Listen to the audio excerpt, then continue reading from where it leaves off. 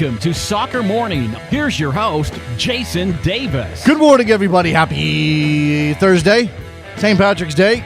Ready to go. Soccer Morning. Yeah, happy St. Patrick's Day to all of you who are celebrating and in whatever form you're celebrating in. I forgot to put on green this morning, which, I'm an adult, so really wearing green to the office where I sit by myself in a room and talking to a microphone isn't a big deal, and yet I felt as though I should put on something green, so I grabbed my my OKC Energy scarf, which was accessible. If you look around the room here, believe it or not, a lot of these things are like tacked to walls and stuff if you're watching on the video feed. So grabbing a green scarf is not as easy as it might sound. And I only have so many. There's a couple of Sounder scarves in here. I got my green machine scarf. Would have been perfect. But again, tacked to the wall. Can't really pull it down. A semi-permanent display. So there you go. So OKC Energy is my green today. So happy St. Patrick's Day. We have a good show for you. We had some things lined up. They may have fallen through. We will take your phone calls at the very least. Lots to talk about yesterday. I'm going to get into it with the news here, but man, oh man. And I'm going to tell you a story of heartbreak and disappointment that will make you shed a tear. I guarantee it. As a soccer fan, as someone who enjoys the beautiful game, I'm sure that your heart will just break over this story that I'm going to tell you a little bit later. But let's start with the news, and looks like, again, we'll line it up. It looks like phone calls are coming up. If something changes, you will be the first to know. In the Champions League, the UEFA version, Bayern Munich comes back from a 2-0 deficit against Juventus to beat the Italian side. 6-4 on aggregate. Pogba and Cuadrado scored for Juve. It looked for all the world like Juventus was on their way to a shock win over one of the favorites in this tournament, over Pep Guardiola, who had never been knocked out before the semifinals. It looked as though Juve was going to shock the world, which is odd because it's Juve, one of the biggest clubs in Europe, historically speaking. But Thomas Müller scored in the final moments of regular time to level the match and push it to extra time. And then you got Alcantara and Coman scoring for the German side in extra time. Boom, there you go, 6-4, Bayern Munich moves on. Barcelona saw off Arsenal 3-1 at the Camp Nou. Neymar, Suarez, Messi all scored for the Catalan team because they're all very good. That's MSN, although they did it out of order. Guys, come on. NSM? No, that doesn't work. You got to flip it around. Messi first, then Suarez, then Neymar, because that's how we say it. Quarterfinal field is set. Benfica, PSG, Real Madrid, Wolfsburg, Manchester City, Atletico Madrid, Barcelona, and Bayern Munich. The draw will be held tomorrow in Nyon, Switzerland. First legs, April 5th and 6th. Second legs, April 12th and 13th. So we are now into the final 8 in the tournament.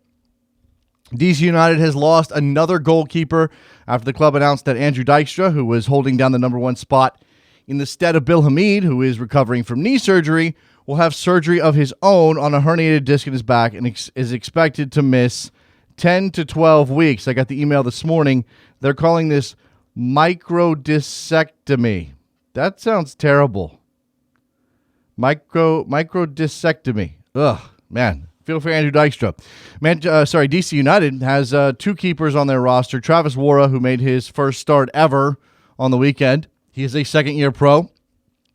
And US U23 keeper Charlie Horton. So they have not ruled out going out into MLS or other places to try to find help. But clearly the goalkeeper situation at DC United is now an absolute disaster. Santos Laguna and Club America played to a goalless draw in the opening leg of their CONCACAF Champions League semifinal last night. The Santos America dud followed Tuesday's goalless first leg between Querétaro and Tigres. So 4 Mexican teams in the CONCACAF Champions League semifinals. 0 goals through 2 matches. Okay, so we're going to get winners, but so far this thing has not been super fun. That's not really why you've heard me lament the state of the CONCACAF Champions League, but when it's 4 Mexican teams and no goals, who's interested in this thing? Really, who's interested? Europa League today. So Champions League Tuesday, Wednesday. Now it's Thursday. That's when all those lesser lights play. But it's an entertaining tournament at the very least. Lots of games today. Manchester United hosting Liverpool, down 0-2 on aggregate after that first leg at Anfield. We'll see if Louis van Gaal can figure out how to get some goals out of his team to come back. Bayer Leverkusen versus Villarreal.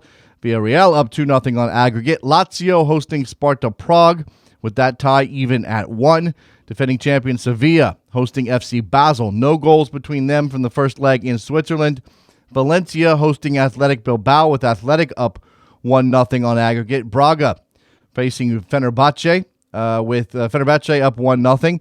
Anderlecht hosting Shakhtar Donetsk. Anderlecht down 2 goals, 1-3 to Shakhtar after the first leg in Ukraine. And Spurs hosting Dortmund, with Dortmund up 3-0 on aggregate from that first leg. So a mountain decline for the English side in the Europa League. There's going to be at least one English side advancing into, what is it? This is the round of 16, right? Into the quarterfinals. But we'll find out. Let's see. The South Africa has rejected FIFA's claim that the country paid a $10 million bribe to secure hosting of the 2010 World Cup. This has been mixed up in this recent acknowledgement on the part of FIFA that, yes, bribery happened, and yet, hey, please, can we have our money back, which is an interesting move. And yet, if you understand the legalities of it, Loretta Lynch has always maintained that FIFA is among the victims of the bribery schemes that have been taking place in world football for nigh the last 30 years.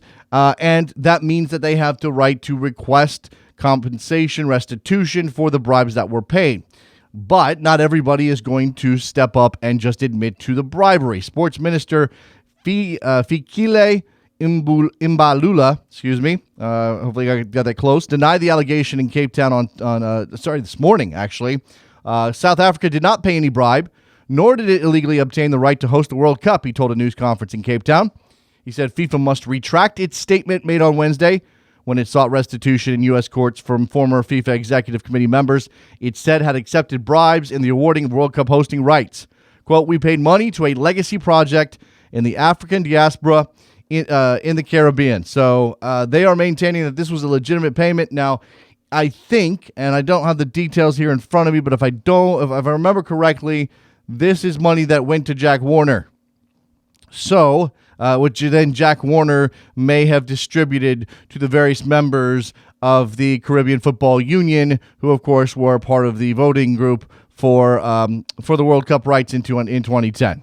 So, South Africa is none too pleased. We'll see what the fallout is from that. We'll open up the phone lines here on a Thursday, St. Patrick's Day edition of Soccer Morning right here on backheel.com. You got it. 646-832-3909. When we come back, let's talk about what Bayern Munich did yesterday. Let's talk about if anybody can stop Barcelona.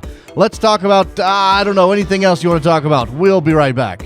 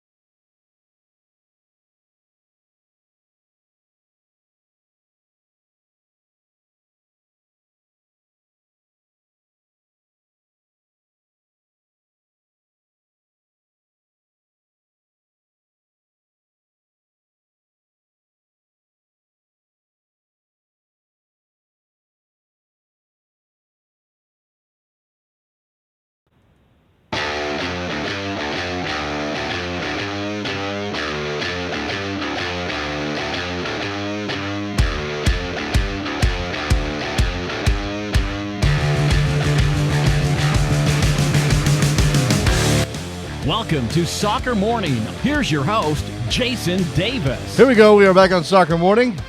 We are guestless at the moment. So it is your show. 646-832-3909 is the phone number. If Skype wants to quit messing with my volume settings, that would be very nice. Skype, you suck. I hate you. Sorry. Little frustration coming through. But the phone lines are open if you want to call me and talk about soccer. That would help. That would be nice. It is, like, I understand it's St. Patrick's Day. I don't know what that means in your particular office. In my office, always meant people being stupid with weird, like, the cheap stuff. I mean, look, this is not like me exerting ownership over St. Patrick's Day because I have a little bit of Irish blood. That's not this. I'm not that guy. I'm not going to be all high and mighty about St. Patrick's Day. If you want to have fun with it, have fun with it. I don't care. But it's gotten pretty ridiculous, hasn't it? Like the cheap, like, stuff people wear, like beads. We're doing St. Patrick's Day beads now. Is that really a thing? Like, at one point, I was like, I'm sitting here coming back from the break. I'm like, should I have, like, Irish music ready to play? Should I be playing, like, I don't know. I mean, I don't know. Something. I'm not going to buy into that. I am wearing the green, though. Thank you to the Oklahoma City Energy for their scarf, which I got, I don't even know how long ago. All right, so we're back on the air. Phone lines are open, 646-832-3909.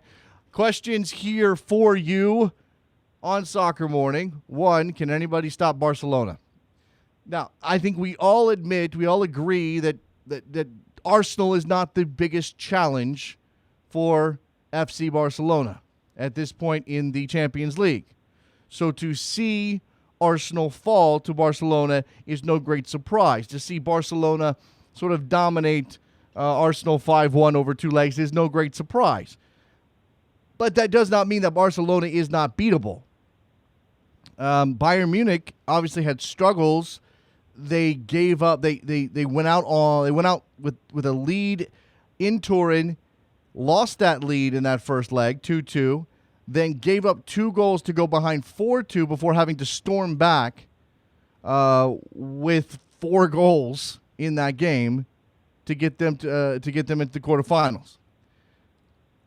Does that mean that they are susceptible to Barcelona? If Juve can hit Bayern Munich for 4, then certainly you think Barcelona could do it, right? That's what you would think. Oh, I have an ominous feeling now. I think Eddie in Brooklyn's on the line. It says Guardian article. Eddie, what Guardian article are you calling about? Yeah, the one that Alexi Lalas went on a tangent about yesterday. It was all over my damn Twitter. The one that Elliot Turner wrote. Yeah. Yeah. Okay. I talked about it on SiriusXM. What kind of opinion? Let's just sketch it out here for people who don't know. Elliot Turner, who's Foot Fanatico on Twitter, wrote a piece at the Guardian asking the eternal question: why can't America produce a Messi? And then he actually sort of brought that back down a bit and said, okay, fine, maybe not Messi, but how about Moutinho? So what do you have to say about said article, Eddie? I mean, it was a pretty in-depth article. I didn't really get through most of it. I got a new gig now, so my time ain't as free as it used to be. But I kind of don't understand why the conversation went from this article, which they mentioned pay to play and all the stuff that happens at the like really raw youth level that I'm at, how it immediately became a conversation about college education and how, we as a country don't have to apologize for valuing college education over developing soccer players, which in theory, that's actually pretty accurate. I agree with that. My thing is that argument is about 10 years too late, probably even more. I think that instead of focusing on, maybe the college or the high school season 10 months long, there's so much that needs to happen 10 years before these kids even take their SATs. That's wrong right now than to focus on just strictly that part when they're about 17, 18 years old. Okay. I mean, I these things are not mutually exclusive, though, right, Eddie? I mean, you can address more than one thing at a time. I mean, maybe we don't have the resources to do it, or the brain power necessarily, or maybe it does require fixing one thing before you fix another if there's a sequential element to it here. But the one thing that we always that people throw at me all the time is we have to do this thing before we do that thing, and I'm like, why? Why do we have to do one before the other? Why can't we try to fix both? Well, it comes down to resources, right? So you want to allocate your resources to the best way to find the best solution possible. And in reality, you have to get at the youngest level possible, because that's really where it starts. I don't think, it would make sense to tackle things at the same time, but how much are you really getting resolved with limited resources? Yeah, okay, I understand that. Okay, the problem with American soccer writ large is that it is complicated, unique, multifaceted, multicultural, multi-interest. So when you are U.S. I mean, I imagine the toughest thing in the world as U.S. soccer, well, you want to put this on Galati or whoever, I don't really care, Dan Flynn or anybody making decisions over there. I imagine the toughest thing in the world is looking at all the stuff that needs to be fixed and going, what do we do first? Because if you do A first, the people who care about B are going to be pissed off. If you do C first, the people who care about B are going to be pissed off. Even if you go into something to try to fix it, there are going to be people who don't think it needs to be fixed. And now you're fighting with those people too. I'm not saying this is a reason not to try. I'm just pointing out that when people go, fix that thing and act like it's 1, 2, 3 and it's done, they sort of miss all of the complexities that this messed up structure we got causes. No, I get that, but it's kind of like, liking it to building a house. When you're building a house, you want to have the foundation down first. Like, that's the first thing you got to get down. But here, Eddie, everybody, but the thing about that is everybody understands that you have to put the foundation in first to build a house. Everybody agrees. You get the contractors together. You get the person who's paying them to build the house. You get the local authorities who have to write the permits. Everybody understands that the foundation goes in first. If you're going to give me an analogy that there's a foundation for American soccer, you're going to have all those people, and 4 of them are going to say, "Nah, don't do that first. What are you doing?" No, that's fine, but at least we're all focusing in the same age groups. We're looking at what we're doing at 6, 7, 8 years old. We're looking at the pay-to-play model. We're not talking about, how college soccer needs to reform itself. We can get to that point after we get this part right first. Mm-hmm. And another thing about having the college education conversation, it's kind of offensive when you really think about it to insinuate that in this country they value a college education so much. That's why this country hasn't developed, a world-class World Cup type talent. Okay. Then what are you trying to say, that, in Spain, that these players aren't educated, in Portugal they're not educated? No. Look, I mean, and that's the thing. I try to be as careful as possible to point out that what we've got here is a cultural difference that in how we go about educating our players, not necessarily that we're the only ones educating our players. I know, I've heard stories that Barcelona players going to school, but the thing that I think is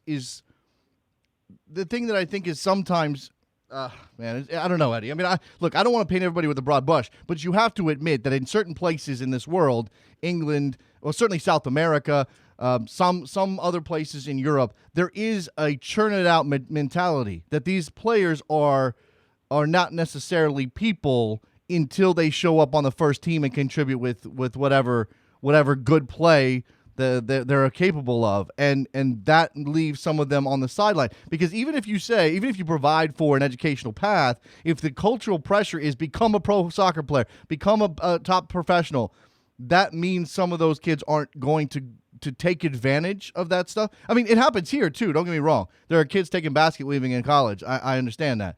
It's just that we don't.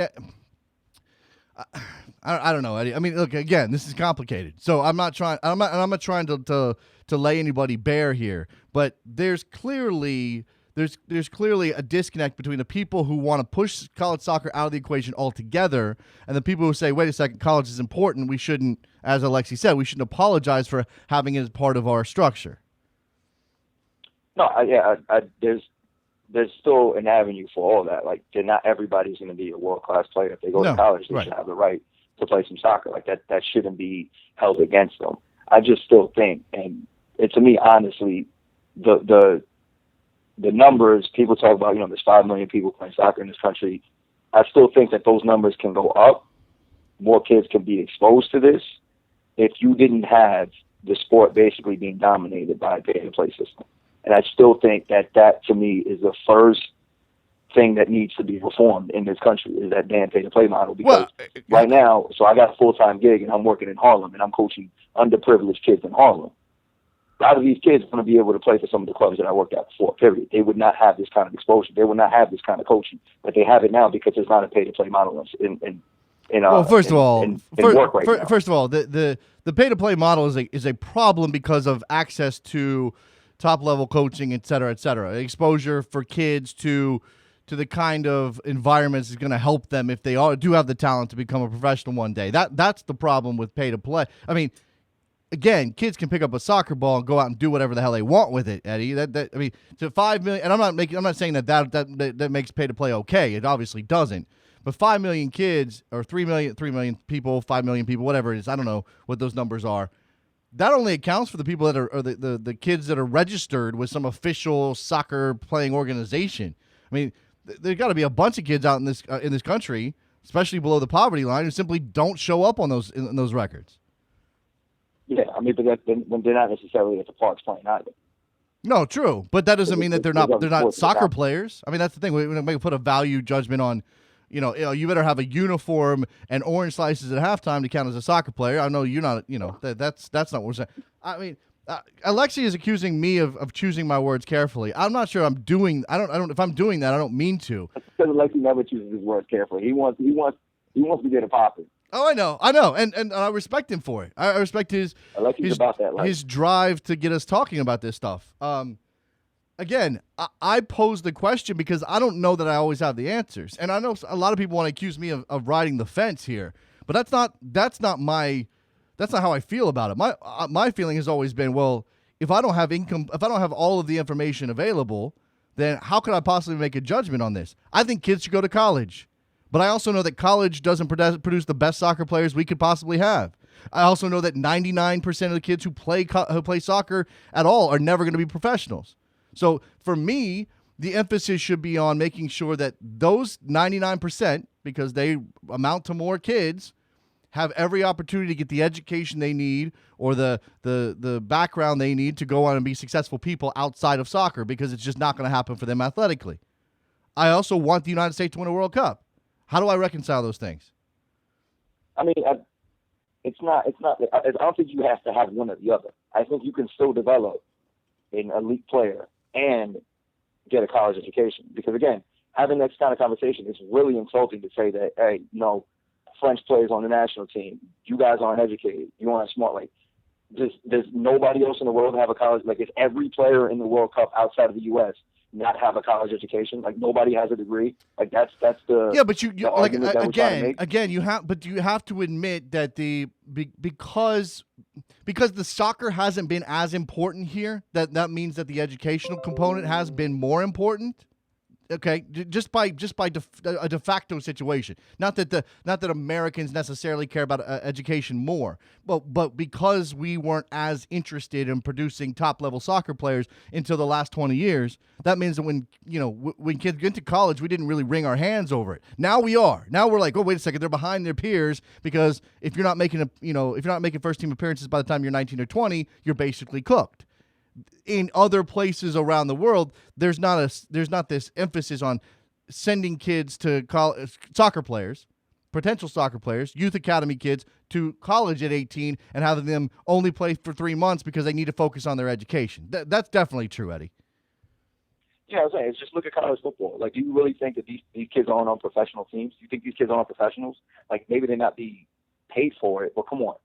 Alabama, that's a National Football League team. Sure, I don't care what anybody says. Okay. And they're still getting a college. You can argue how much of an education they're getting there because they probably get signed up for classes they don't want to go to. But in theory, they're still getting a college education and they're still playing for a professional team.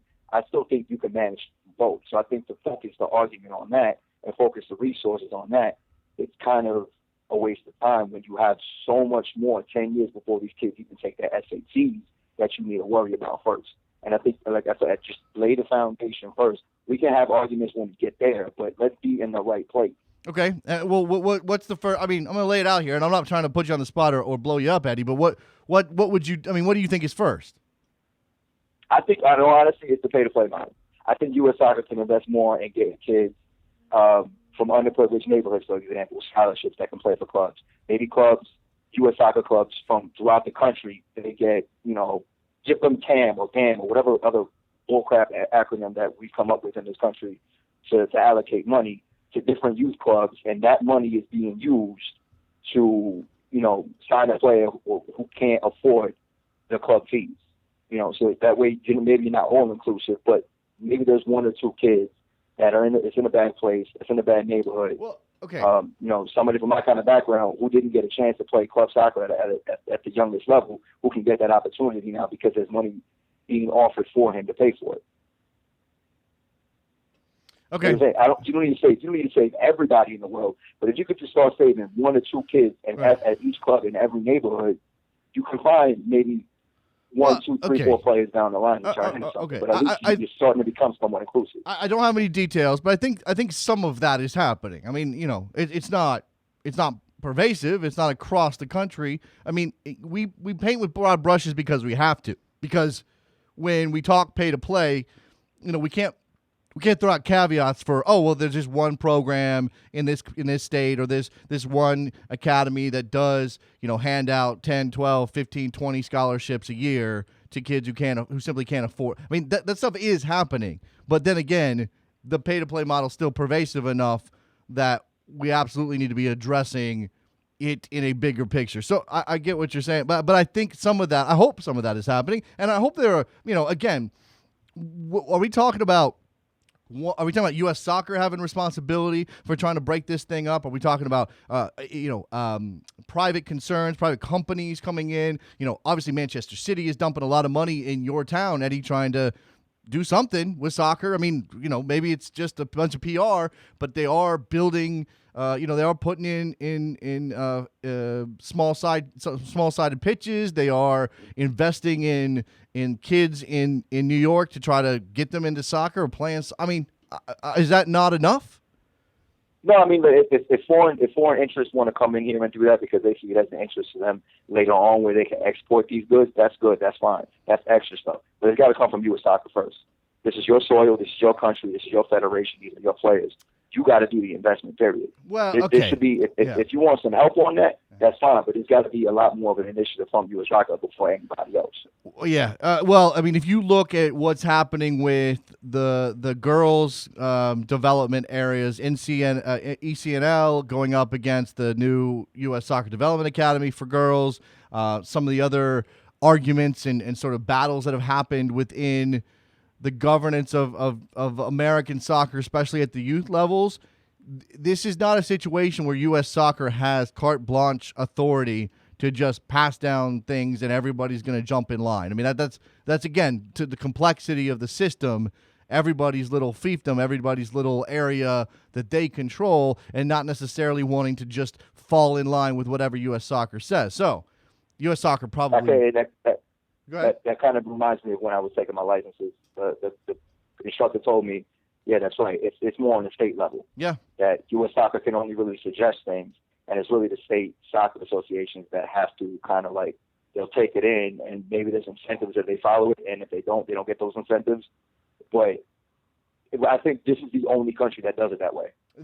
No, and this is the thing. This is what when Klinsmann or anybody else, and he's not the first one to realize it or express it, but when they talk about the pyramid being upside down, that's what they mean. That the decision making, the real impact on, especially on kids playing, whether they're elite level talented players or just playing for fun, those decisions are all happening at the lowest levels, and there is no top down governance that can really make a change. I mean, when you put in a new curriculum and people freak out, when you tell Development Academy members that their kids can't play high school soccer and those kids freak out and the parents, it just goes to show you here that there is no sort of let's all work to one direction here, because people don't even agree what that direction is. Everybody wants to get better, but since we can't ever agree on how to do that, again, it comes back. I'll bring this conversation all the way back around and say, to me, the biggest problem is figuring out what to do first and whether or not you're going to be able to work through all of the people who are going to throw up roadblocks trying to make that happen. Sunil Gulati works at the pleasure of all of these various stakeholders who vote him in. Now, I know he ran unopposed last time, but this is not a situation where Sunil Gulati says jump and U.S. soccer and American soccer says how high. No, I agree, but again, we can go back to it. It's just there'll be problems all over the place, but I'd rather have those problems with more technically gifted players by the time they're 12 than what we have now. Yeah. Okay. And again, this is I'm not accusing you of anything, Eddie. I know you have a very pragmatic view on this, certainly an informed view. But there's a lot of people who want to make this there's different levels, right? There's the fan level. Maybe they don't have a kid in a program, or maybe they've never been really involved in anything that happens at a grassroots level. But they're just a fan, and they want to see the United States win a World Cup one day, or they want to see talented, world-class players of American background, whatever. Those people ignore, again, the 99%, right? For the most part. Then you have parents, maybe parents who want their kids to be elite, who, maybe parents who have the money to pay into the system who want their kids to be elite. They have one set of things they want out of this, or what, they feel as though because they put money into this that they have a certain right to dictate X, Y, or Z. This is all, in addition to pay to play, this comes back to, the win at all costs model that happens too much at the youth level, where it's not about development. It's not about teaching kids how to play proper soccer. It's about let's go win out a bunch of games because that's what parents pay attention to. Then there's the kids who just want to play, kids who just want access to decent coaching and uniforms and decent fields who we're leaving behind. Then there's the kids who are out there having fun and are never going to ever kick a ball in a serious manner at all. And that's a lot of kids. So are we going to do everything to benefit the elite player and sort of, I don't know. I don't even know. When you're talking 6 or 7, you're not even determining who's elite yet. So you're just talking about teaching the basics. And I know that's what you're saying. You're going all the way back to that and basically saying just let's fix that level first. So you fix that level first because that's the foundation. Because at 6 or 7, you can be all inclusive. You can like I have players. Come on, I have players who dream of being a professional soccer player. I have players who just want to be a part of a team. I have players who have 2 left feet, who are just happy to be with their friends. I have all of these players, but what they all have in common is they all love playing soccer. And I think if we just allocate and focus on them first and make sure that we get that part right, years down the line, everybody has their own avenue. The kids that just wanted to be a part of a team who have 2 left feet, you know what? You can play high school soccer. But for more professional ones, you can go to academy. That we can put them in places, but at least we have that part down right first. I think we just have to focus on developing the most out of these kids. Because me personally, like I don't care if as a youth soccer coach if I ever win a tournament in my life. For me, my trophies are going to be every player that I coach. Yeah. Did they go to college? Did they get an education? And if they get to college, is soccer a way that they can pay via a scholarship? Can they get an opportunity to get a good education simply because they learned how to kick a ball 15 years ago? All right, Eddie, we've basically, I know I haven't fixed anything. I haven't really contributed much to this conversation other than talking in circles. So, but it's always worth talking about these things. I'm sitting here and it occurs to me, and I'm not saying I don't want to talk about it, but there's no chance at all you're ever going to hear the American football show or the baseball show or the basketball show where they're talking about 6 and 7-year-olds. They're not doing that. No, because you know what? It's those sports are played with your hands. If you throw a ball at any 6 or 7-year-old player in this country, they're going to try and catch you. Go down to Costa Rica, throw a ball to a 6 or 7-year-old, they're going to try and trap it. No. That's the difference. It's not that hard to teach a kid to do something with his hands compared to do something with their feet when they're not naturally inclined to do it. Yeah. All right, Eddie. So we had a disadvantage off the bat. Yeah, I know. There's so much here, man. All right, well, congratulations on the new gig if that's a good thing. Yeah, it is. All right, man. Well, it's good to hear from you. Thanks for the call.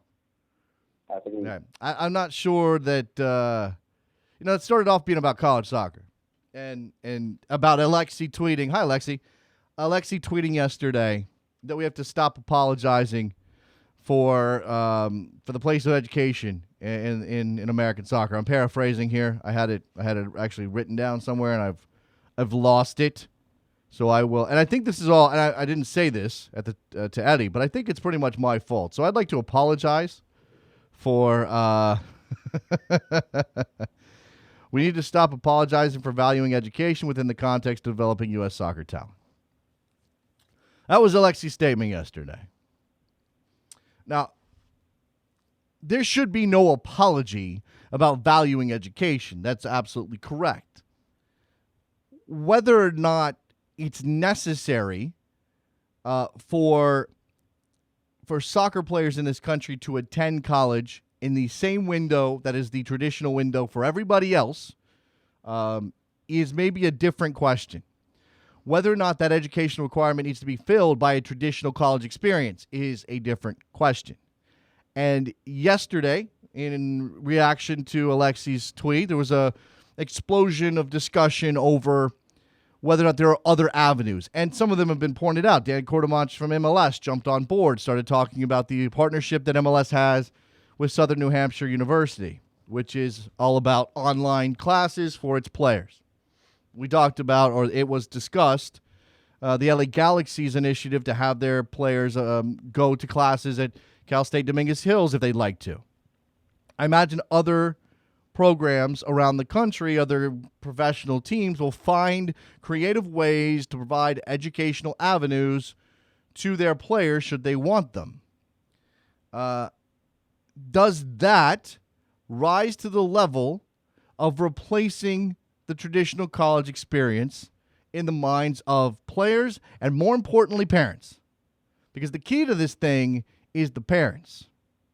The key to this is whether or not parents can accept the fact that their kid may turn pro at 18 and take some online classes and get his degree, all the while being a professional athlete, whether that's good enough. Good enough. I mean, essentially that's what it is, right? I think that's what it is. You know, I'm going to use Jordan Morris as an example because I think he embodies a lot of what's going on in this area. And some of this is, again, related to the socioeconomics of it all. Some of it's about, well, when Jordan Morris gets to the age that it's time to go to college, he can either sign a professional contract with the Seattle Sounders and maybe take some classes on his own, the local University of Washington, wherever that is, or something. He could have probably done that. In fact, he probably is taking classes now that he's left Stanford finally. But instead, he chose to go to Stanford. I'm going to guess there was a scholarship involved at Stanford. He came from an educated family. His father's a doctor. There's probably a lot of pressure to go and do the traditional college thing, especially since soccer is possible there. It's not the best soccer, and you recognize that. But right now, I think the way that the balance is working is that players and parents are more than happy to take the hit on the soccer end to get the experience and the college education. The better soccer is, staying with the academy, signing a professional contract, playing in the PDL or signing with the NASL or whatever.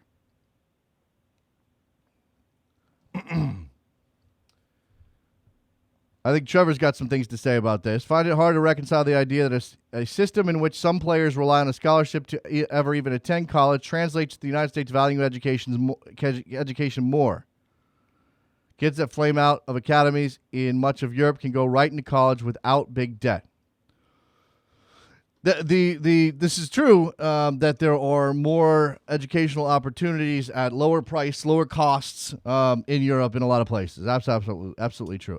This isn't about, again, this isn't, okay, well, the way that Alexi framed it makes it sound like it's about the United States valuing education more. I want to say that what I think it is not, it's valuing education in that particular window. Valuing education at the age of from 18 to 22. Being very specific about when you're supposed to go to college and not being not being amenable to budging from that particular experience. And again, this ties back into our cultural reliance on college as an academy system for our professional sports. It doesn't work in soccer. We recognize it doesn't work in soccer, but that doesn't mean people aren't programmed to say, well, why can't soccer be a college sport that turns out professionals just like college football or college basketball? That's what I see here. Again, it's a traditional idea of what your path is supposed to be.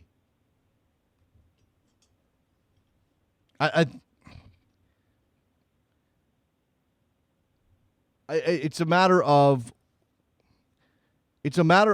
asking a question of whether or not, and again, painting with broad brushes here, right?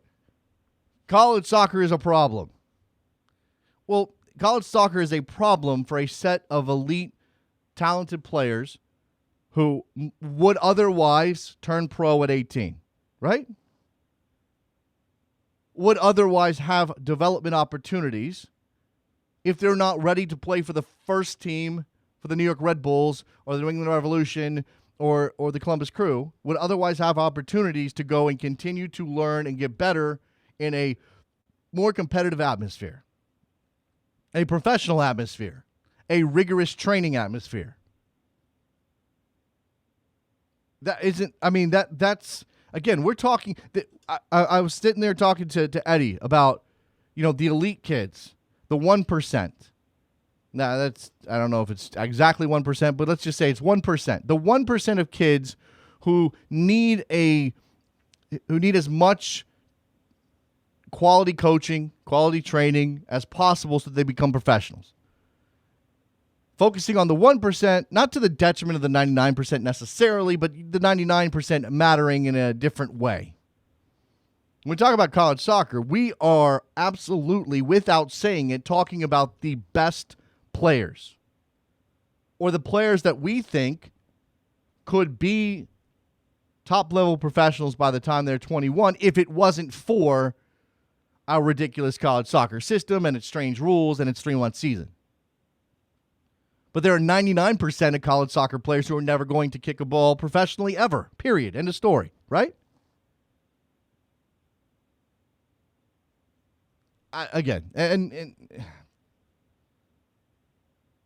I'm still in my head trying to figure out where that balance between the educational and the soccer falls, and whether or not we are being fair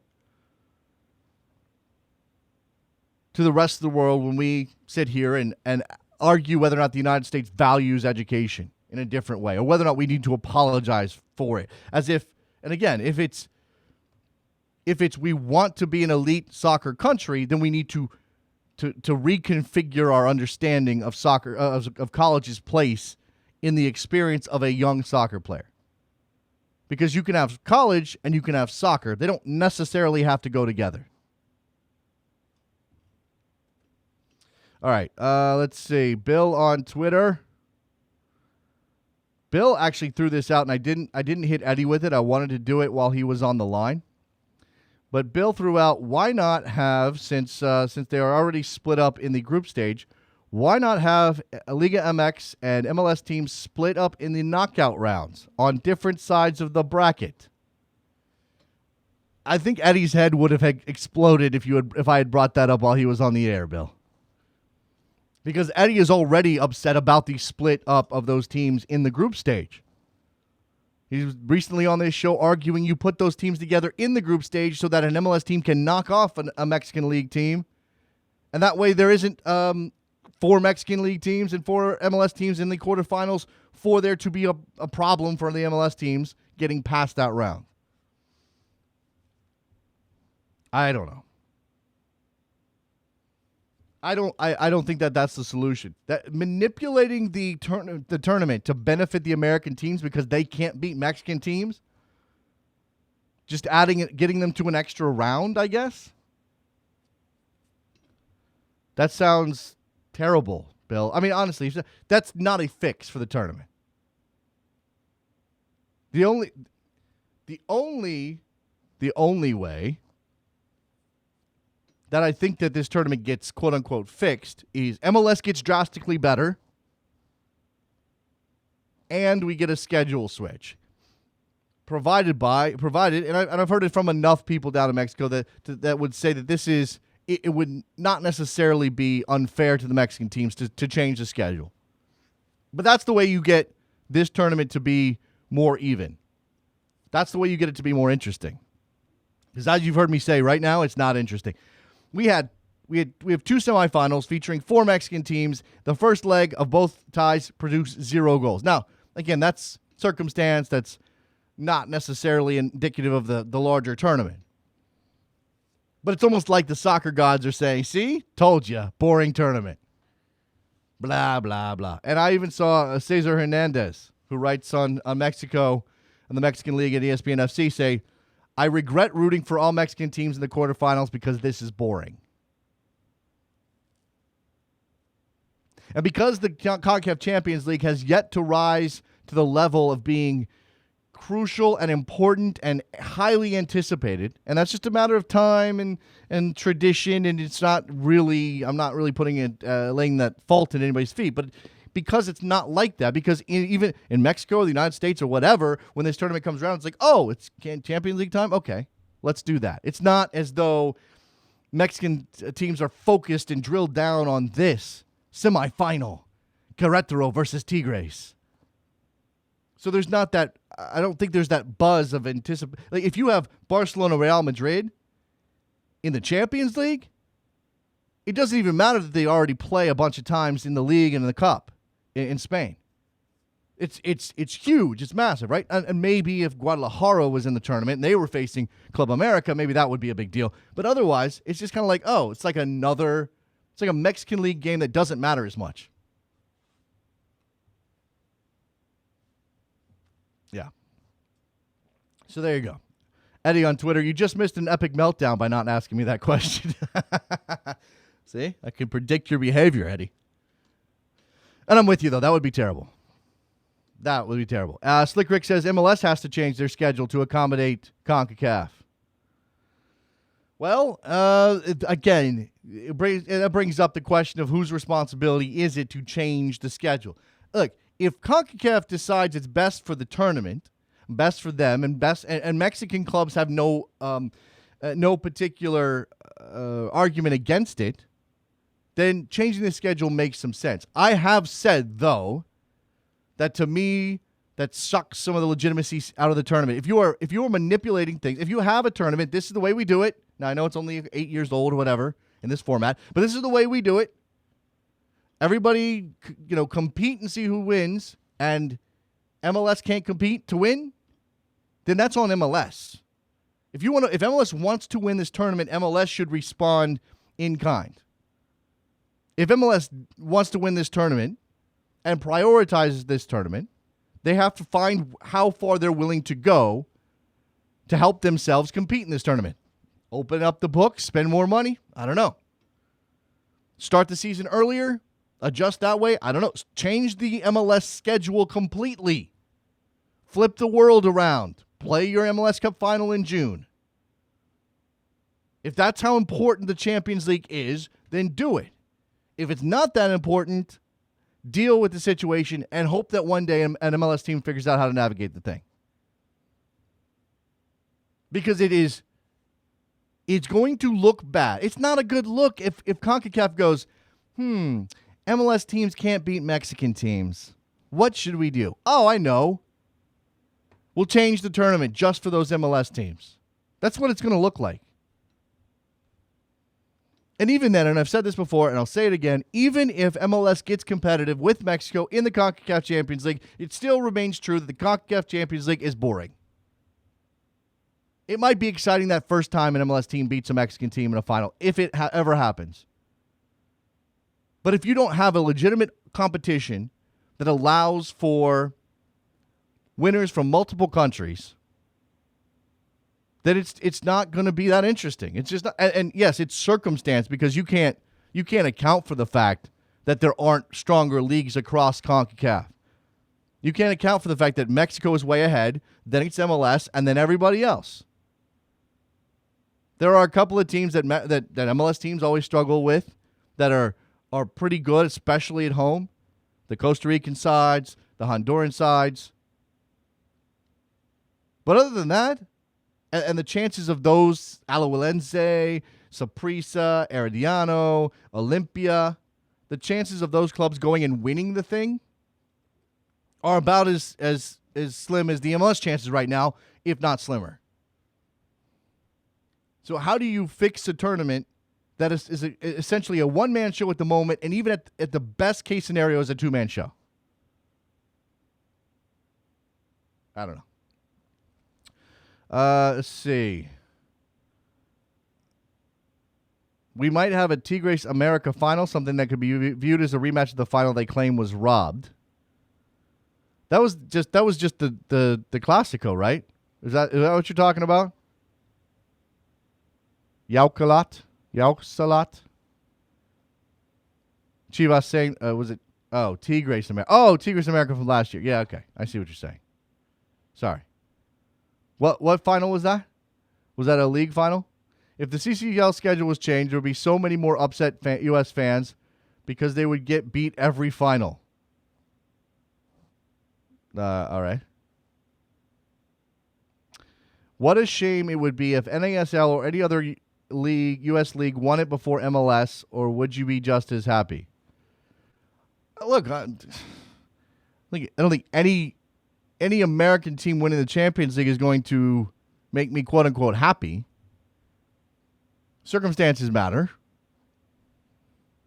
Right now, I think MLS needs to worry about itself in-house, getting better here, getting more people to care about the league that they play between each other. And right now, NASL, the only way they can get into that tournament, I believe, is through the Open Cup. So they got to win the Open Cup. And I actually would be happy if NASL won the Open Cup, because that would be more fun. That tournament, too, again, of questionable value at the end on some level, although you expect the top division to be most competitive. But I would at least like to see the U.S. Open Cup have a little bit of variety in the quarterfinal, semifinal stages. It's not so. John Denham says it's not boring. You don't get to pick your family. You don't get to pick your FIFA region. MLS is in minority on scheduling. This isn't about MLS, okay? This is about the tournament itself. If it was MLS dominating every year, it would still be boring. Okay? If this all switches in 10 years and we get a run where MLS wins the Champions League, it would be boring. This tournament is not... The Champions League in Europe is fascinating for a lot of reasons. The quality of the soccer is number one. But look at what you had yesterday. You had an English team playing a Spanish team and an Italian team playing a German team. And honestly, if the breaks go certain ways, you could see any of those teams, except for Arsenal, winning the whole thing. Juventus made the final. Bayern Munich, we know how good they are. We know about the Spanish clubs and their money and their influence and their talent. The English clubs are suffering right now, but at least they're in it with a shout every year. You got PSG charging up. Now, that it's all taking a lot of money, and I know that that's a major factor that I'm ignoring here. I'm not, because I think MLS needs to spend more money if they're going to be competitive. But again, this is not about MLS not winning. This is about one league winning. It is boring to me. That doesn't mean I'm saying stop watching. Go watch the Champions League if you want. I hope you watched all 180 minutes of scoreless soccer that we got this week in the Champions League. I hope you did. And when Club America or Tigres win the title again, we all can say, hey, good, they're the best team in CONCACAF. And they will be. That will absolutely be true. Just because is a circumstance that CONCACAF is the way CONCACAF is doesn't preclude the Champions League from being boring. Slick Rick says, even more travel, but including South American teams. MLS is a shock, too many Euros coming over. Travel is demanding as is. The travel is the major impediment, I think, to anything that involves CONCACAF and CONMEBOL getting together that isn't a one-off tournament like the Copa America. But there is that suggestion of the America's Champions League or whatever that thing's called. What's it called? I don't even know. There's that idea of a 64-team tournament, which is appropriate today because today we get the start of the NCAA basketball tournament, which is great. I'm not a huge basketball fan, but I love that tournament. If we could find out a way to replicate that in soccer, I would be ecstatic. Of course, you have to play it out over a longer period of time. Maybe we'll go back and review that America's Champions League idea. 64 teams, a pure knockout tournament, meaning there's no group stage. You're not playing a round robin against 3 other teams. 64 teams laid out in a bracket. That would minimize the travel, meaning, and I imagine that at least in the beginning of the tournament, you would have some regionality. So American teams versus Mexican teams, Canadian teams versus MLS versus American teams. However you decide on the qualification process, I don't know about that, but you may have some regionality. You get down to the last 32. It goes 64, 32, 16, and you get down to the point where really you're talking about 1 or 2 games, depending on how well you do. Maybe a couple of more where you're flying to Buenos Aires or Sao Paulo or even La Paz and places like that. What club is in La Paz? Somebody's based in La Paz, right? All right. It's about 10 o'clock. We were not able to wrangle any of the guests we were hoping to get today. So our apologies for that. Apparently, Eddie's the only one they wanted to call. Look, I know I've been rambling. 646-832-3909 is the phone number. So if you want to call me, I got a couple minutes left. You can jump in. And, of course, I'll take all the tweets that you want to throw. Okay? Robert from L.A., you see the Cosmos new kit by Under Armour? I did see that. I actually think it looks pretty good. I've seen the joke, too. Jets jersey plus Arsenal jersey equals Cosmos jersey, which I think is pretty funny, but that doesn't change the fact that the Cosmos jersey is pretty slick looking. I'm on board. I'm on board with the new one. What? It's got the stripes, right? Why can't I pull it up? Where is it? Hello, internet.